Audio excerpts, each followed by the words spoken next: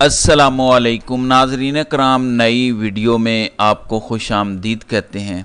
आज आपके सामने कुछ बड़ी अहम चीज़ें रखनी हैं इमरान खान के ख़िलाफ़, क्योंकि सारे हरबे नाकाम हो गए हैं।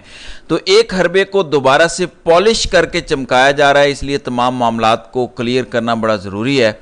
आपके सामने वो सबूत मैं सामने रखूँगा जिससे कंपनी का आखिरी बयानिया भी तबाह व बर्बाद हो जाएगा। लेकिन इससे पहले आपको दो तीन चीज़ें दिखाना चाहता हूँ जो ज़िमनी चीज़ें हैं, जिनसे आपको समझ आएगी कि इस मुल्क का निज़ाम चलाने वालों की दिमागी सूरत हाल क्या है। एक और फार्म 47 भी खुल गया है, इससे भी आपको आगाह करता हूँ। लेकिन ये ज़रा लोगों का जमे गफ़ीर देखें, ये भी देखें आप। ये लोग महारंग बलोच को वेलकम कर रहे हैं, बलोचिस्तान यकजहती को भी वेलकम कर रहे हैं, जिनको कंपनी की जानिब से दहशतगर्द कहा गया है, मुल्क दुश्मन कहा गया है। लोग इस तरह उनका वेलकम कर रहे हैं। मेरा यहाँ कंपनी से एक सवाल है, अगर ये आप ही के एजेंट नहीं हैं, अगर ये आप ही के फ्रंटमैन नहीं हैं और आप कोई और चाल नहीं चल रहे, तो मेरा आपसे सवाल है कि नई हुकूमत बनी है, उसमें पीपल्स पार्टी भी है, नून लीग है, बाकी सभी जमातें भी शामिल हैं, बाप वगैरह। मेरा आपसे ये सवाल है कि अभी इलेक्शन हुए, अभी हुकूमत बनी है, अवाम सड़कों पर क्यों है? ऐसे सूबे में जहां 76 साल से हमेशा आप हुकूमत करते हैं या अपनी मर्जी की कठपुतलियों को बिठा के हुकूमत करते हैं, लेकिन करते आप ही हैं, तो क्या वजह है? लोग आपके खिलाफ क्यों निकल रहे हैं? हुकूमत के खिलाफ क्यों हैं? आपके खिलाफ क्यों बातें कर रहे हैं? इसका आपके पास अगर कोई जवाब है तो ज़रूर दें। नाज़रीन कराम, पिछले 76 सालों में कभी भी बलूचिस्तान में कंपनी ने अवामी हिमायत याफ्ता और अवाम के चोज़न नुमाइंदों को हुकूमत नहीं करने दी। मेरा कंपनी से सवाल है कि इस टाइम इमरान खान की मकबूलियत ऐसी है कि अभी इस इलेक्शन में हम देख चुके हैं, पंजाब में 2/3 अक्सरियत, खैबर पख्तूनख्वा में 3/4 अक्सरियत, विफाक में 2/3 अक्सरियत, सिंध में भी बहुत बड़ी तादाद में सीटें चोरी की गई हैं और बलूचिस्तान में भी बड़ी तादाद में सीटें चोरी की गई हैं PTI की। लेकिन जो सिचुएशन अब बन चुकी है, मैं ये बात वसूख से कह सकता हूं कि शफाफ इलेक्शन हो तो इमरान खान के नीचे PTI चारों सूबों में हुकूमत बनाने की पोजीशन में है और विफाक में भी हुकूमत बनाने की पोजीशन में है। तो मेरा सवाल है कंपनी से फिर कि एक तरफ आप कहते हैं कि लोग गद्दारों के लिए निकल रहे हैं, मैं कोई कमेंट नहीं करता इस पर, लेकिन मैं बलोच लोगों के साथ खड़ा हूं जो आपने उनका इत्तेसाल किया इन 76 सालों में, उनकी हर डिमांड जायज़ है। लेकिन मेरा सवाल वहीं पर है कि एक वाहिद जमात जो तमाम मुल्क को जोड़ सकती है, हर जगह हुकूमत बना सकती है, पूरे मुल्क में हारमनी क्रिएट कर सकती है, आप क्यों उसके दुश्मन बने बैठे हैं? क्यों उसका रास्ता रोक रहे हैं? ये बड़ा इंपॉर्टेंट सवाल है, इसके जवाब कंपनी सरकार को देने पड़ेंगे। क्या आपके मफादात इस मुल्क से बड़े हो गए हैं? क्या आप हमें ये कहेंगे कि पाकिस्तान के 2200 अरब या 3000 अरब के बजट में आपकी इतनी बड़ी फौज के खर्चे पूरे नहीं होते, तो हमें स्मगलिंग करनी पड़ेगी, पेट्रोल वहाँ से लाना पड़ेगा, मादनियात निकालनी पड़ती है? ये इनफ एक्सक्यूज़ नहीं है। अब जब लोग कहते हैं कि हमने एक वफाकी पार्टी को वोट देना है, आपको भी वो कबूल नहीं है। आप चाहते क्या हैं? क्यों मुल्क को तकसीम रखना चाहते हैं? इस पर ज़रूर बात करें। अब मैं कंपनी की तसल्ली के लिए एक और चीज़ कहना चाहता हूं, क्योंकि बार बार एक ही चीज सामने आ रही है कि कंपनी डरी हुई है इमरान खान से कि अगर इमरान खान आएगा तो हमें छोड़ेगा नहीं। नाज़रीन कराम, फजलुर रहमान खैबर पख्तूनख्वा में कन्वेंशन करने जा रहे हैं, जलसे भी कर रहे हैं, कन्वेंशन भी कर रहे हैं, रैलियां भी कर रहे हैं। क्या आपको पता है कि इस वक्त खैबर पख्तूनख्वा का सरबराह अली अमीन गंडापुर डायरेक्टली फजलुर रहमान का इलेक्टोरल एनिमी है? इसके बावजूद फजलुर रहमान को पूरी आज़ादी है खैबर पख्तूनख्वा में वो जलसे करें, कन्वेंशन करें, जुलूस करें, कोई पर्चे नहीं होते दहशतगर्दी के या इंतशार फैलाने के। तो इमरान खान इस तरह की शफाफ पॉलिटिक्स पे यकीन रखते हैं, वरना फजलुर रहमान तो इमरान खान को यहूदी एजेंट कहते हैं। अब इमरान खान की खैबर पख्तूनख्वा में हुकूमत को तकरीबन 10 साल से ज़्यादा हो गए हैं। फजलुर रहमान को ना कभी किसी ने जलसे से रोका, ना किसी रैली से रोका, ना उनको परसिक्यूट किया गया, ना उनके लोगों को गायब किया गया। तो ये हैं इमरान खान के उसूलों पर मबनी पॉलिटिक्स जो आपको नज़र आ रही है। जबकि इसके मुकाबले में पंजाब देख लें, सिंध देख लें, बलूचिस्तान देख लें, एक रैली करने की इजाज़त नहीं देते और पुलिस चढ़ दौड़ती है, औरतों को उठा लेते हैं, बच्चों और बुजुर्गों को उठा लेते हैं। तो फ़र्क जाहिर है। इसलिए कंपनी अपना खौफ का बुत तोड़ दे और यकीन करे कि इमरान खान ऐसी पॉलिटिक्स पे यकीन रखता है जहां सबको मौके मिलेंगे।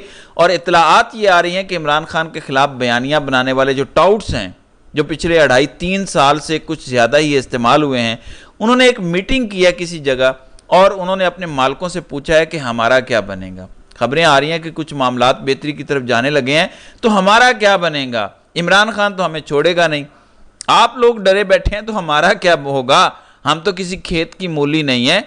तो मैं उन्हें भी बताना चाहता हूं, उन सारे टाउटों को, जहां आप सवाल पूछ के आए हैं, जो भी जवाब मिला वो अपनी जगह। इमरान खान अपने बड़े मकसद पर नज़र रखने वाला बंदा है। उसका मकसद है पाकिस्तान को इस्लामी फलाही रियासत बनाना, जहाँ तक रूल ऑफ लॉ होगा। यकीन माने कि ये जो गंदी नाली के कीड़े हैं टाउट छोटे मोटे, इनकी तरफ इमरान खान ने नज़र भी नहीं डालनी। ये याद रखिएगा, कोई हैसियत और अहमियत आपकी नहीं है। इमरान खान का मकसद बहुत बड़ा है, वो अपने मकसद की तरफ देख रहा है। ये जो कंपनी सरकार के लोगों को डर पड़ा हुआ है, मैं आपको यकीन दिलाता हूं इमरान खान के मकसद की तरफ जो चीज़ उसे लेकर जाएगी वो सिर्फ वही करेगा, बदला लेने की तरफ इमरान खान जाने वाला नहीं है। ये बात भी मैं क्लियर करना ज़रूरी था, क्योंकि टाउट इस मुलाकात से वापस आके फिर धमकियां देना शुरू हो गए हैं कि इमरान खान को तो नहीं माफ़ किया जाएगा, इमरान खान का मिलिट्री कोर्ट में ट्रायल होगा, बाकी सबको छोड़ भी दिया गया तो इमरान खान को नहीं छोड़ा जाएगा। अब तो इमरान खान ने इतराफ़ जुर्म कर लिया है कि मैंने कहा था GHQ के बाहर जाओ। कोई पेट्रोल बम की कहानियां डाली जा रही हैं कि PTI के लोगों ने इतराफ़ कर लिया है, सबूत मौजूद हैं। तो डराया जा रहा है कि किसी तरह से इमरान खान टूट जाए। इमरान खान ने उसी का जवाब दिया है आज 2 टोक।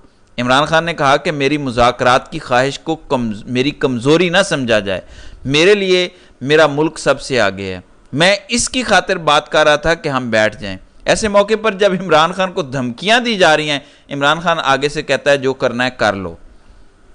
अब महमूद खान अचकज़ई ने बड़ी ही अजीबो गरीब बात की है, लेकिन PTI के लोग साथ उनके खड़े थे। उन्होंने कहा कि नेशनल गवर्नमेंट एक बना दें 2-3 महीने के लिए, ये जितने भी टाइम के लिए, और नेशनल गवर्नमेंट का सरबराह शायद खाकान अब्बासी को बना दें, जिस पर किसी को एतराज़ नहीं होगा, और जो रिफॉर्म करने हैं, मतलब इलेक्शन कैसे करवाने हैं वगैरह, वो करके उसके बाद शफाफ इलेक्शन करवा लिए जाए मुल्क में। दूसरी बात उन्होंने ये की कि फ़ौज से अगर मुज़ाकरात होंगे तो सिर्फ इस बात पर होंगे कि इनको ऑनरेबल एग्जिट कैसे देना है, सेफ एग्जिट कैसे देना है, एक बाइज्जत सरेंडर करने का मौका इन्हें कैसे देना है, बस ये बात होगी। इसके अलावा फ़ौज से किसी किस्म की बात नहीं होगी।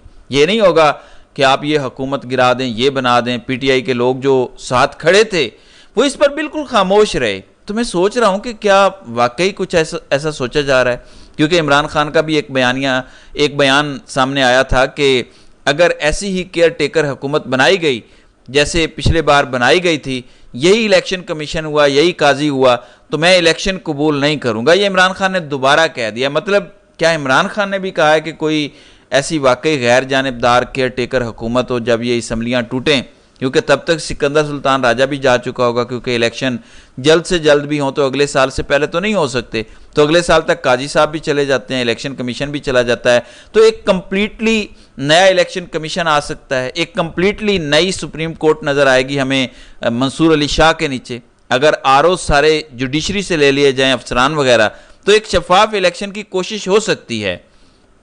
जैसे मंसूर अली शाह जमहूरियत पर बिलीव करने वाले इंसान है, वो गो के कोई बड़े इनकलाबी नहीं है, लेकिन बुनियादी तौर पर वो जमहूरियत पसंद जज हैं, तो वो शफाफ इलेक्शन के लिए कोशिश तो करेंगे। तो क्या हम उस तरफ जा रहे हैं? जल्द से जुलूस, इंतखाबी निशान भी मौजूद हों हर पार्टी के पास, और उसके बाद इलेक्शन हो जाए, तो देखते हैं कौन जीतता है। मैं इसमें कभी भी जर्नैलों पर यकीन नहीं रखता, अनलेस मैं रिजल्ट देख लूँ जो अवाम ने वोट डाले हैं। तो बहुत बड़ी बात कर गए हैं महमूद खान अचकज़ई कि सबको सेफ एग्जिट मिल जाती है, किसी को जलील होना नहीं पड़ता, यानी इदारे भी बच जाते हैं। हम भी चाहते हैं कि इदारा एक बावकार तरीके से पाकिस्तानियों के मुहाफिज के तौर पर जाना जाए। तो इमरान खान ने भी ये बात की है। इमरान खान ने कहा कि आपने अपने अमाल से अपने ऊपर तनकीद करवाई है, आप अपने अमाल दुरुस्त कर लेंगे तो वो भी ठीक हो जाएगी। अब ये इसलिए कन्फ्यूजिंग चीज़ है कि किस तरफ मामलात को ले जाने की कोशिश हो रही है। नेशनल गवर्नमेंट मेरे लिए तो रेड फ्लैग है, लेकिन जाहिर है बात हुई है तो आप तक पहुंचाना ज़रूरी थी।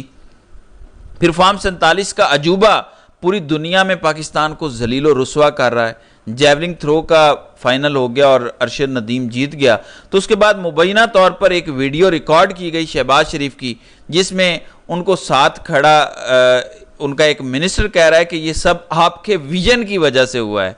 तो इसका मजाक हिंदुस्तान टाइम्स में उड़ाया जा रहा है। हिंदुस्तान टाइम्स ने शहबाज शरीफ को मस्खरा करार दे दिया है। ये आपके क्लाउन्स की टोटल औकात और हैसियत है कि आपका वजीर आजम जो है उसको मस्खरा करार दिया जाता है। तो नाज़रीन कराम, आपकी इस वीडियो के हवाले से क्या राय है? आप अपनी राय का इजहार कमेंट सेक्शन में ज़रूर कीजिएगा।